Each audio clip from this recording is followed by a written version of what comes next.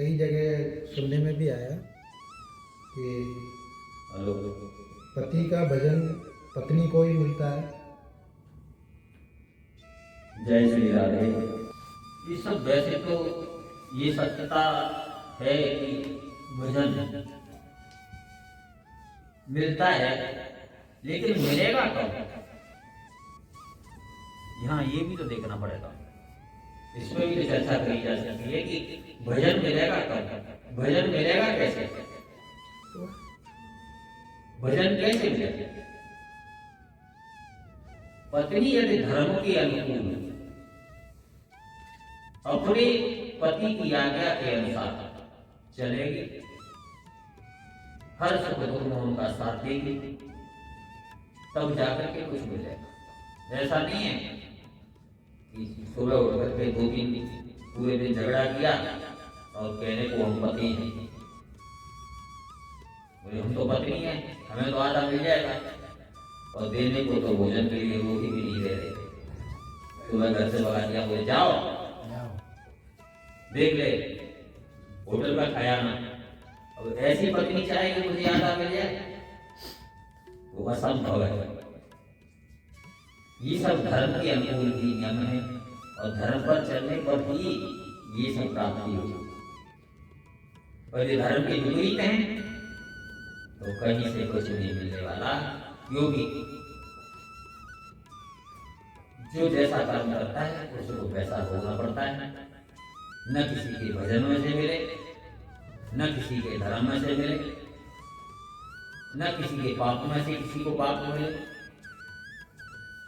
न किसी के कष्ट में से किसी को कष्ट मिले। जो करता है उसी को भोगना पड़ता है।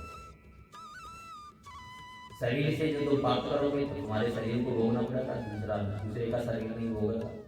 इस शरीर से सेवा करोगे तो उसका भी फल तुम्हें नहीं मिलेगा। तो ये सब चीजें सत्य है अपनी जगह की। पत्नी अर्धांगिनी होती है और आधा भजन उसे मिलता है, लेकिन भजन आधा मिलेगा कब, ये बड़ी लंबी कहानी। और इस कलयुग में मुझे ऐसी तो दिखाई नहीं दे रही थी, वो आधी सेवा आपकी ले ले, आधा भजन आपका ले बिना करे। क्योंकि पति अगर भजन कर रहा है तो पत्नी कैसी होगी कि उनका आसन बिछा करके, ठाकुर जी के बर्तन साफ करके, ठाकुर जी को मिला करके और उन्हें पूजा के लिए तैयार करता है। जिसे पति देव आए तो पूजा के लिए जाकर के बैठ जाए और भोजन में लगे। तो फिर निश्चित रूप से ऐसा भाव अगर बन जाए कि पतिदेव भजन करेंगे और मैं उनकी सेवा में हूँ, जब वो आदेश करेंगे उसी समय तत्पर अगर सेवा में खड़ी रहे तो उसे आधा मिल जाएगा। यहाँ मैं थोड़ा सा एक क्रिश्चन चर्चा करती थी। कबीरदास जी जो थे तो वो भी किसी गांव में रहते थे। कबीरदास जी तो उनके घर में कोई झगड़ा नहीं हुआ कबीरदास जी।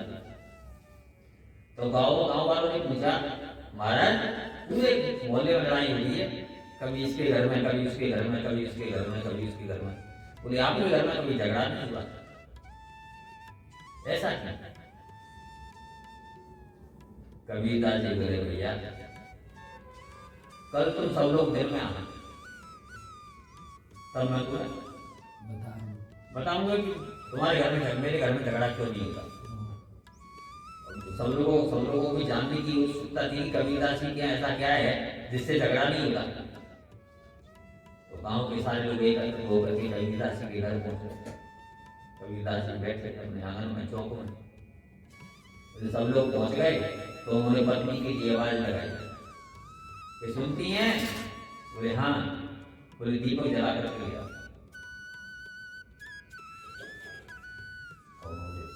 दीपक जलाया, पहले गांव में दीपक जलते और जलाकर कबीरदास जी के सामने रख के चली। कबीरदास जी बैठे रहे, गांव के लोग भी बैठे रहे। फिर थोड़ी देर बाद पूछा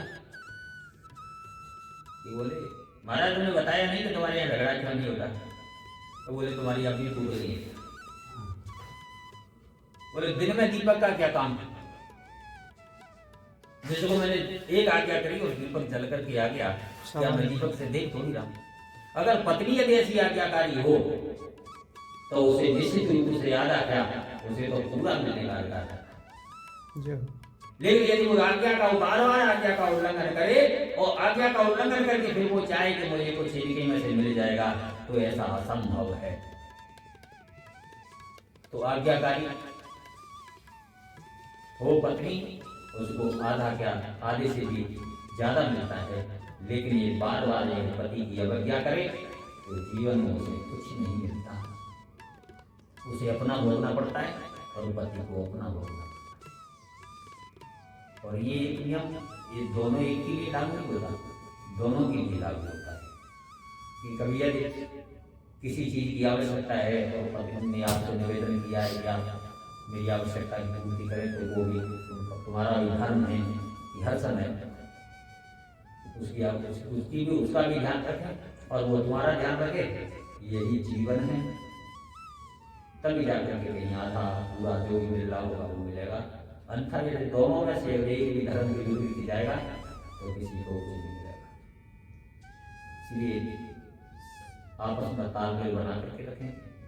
यदि आधा चाहते हैं, यदि और कुछ चाहते हैं, जीवन को संयम रूप से जीना चाहते हैं, तो आपस में तालमेल बनाएं। और इसी के साथ में आप सभी को हमारी शुभकामनाएं हैं। जय श्री राम। जय श्री राधे।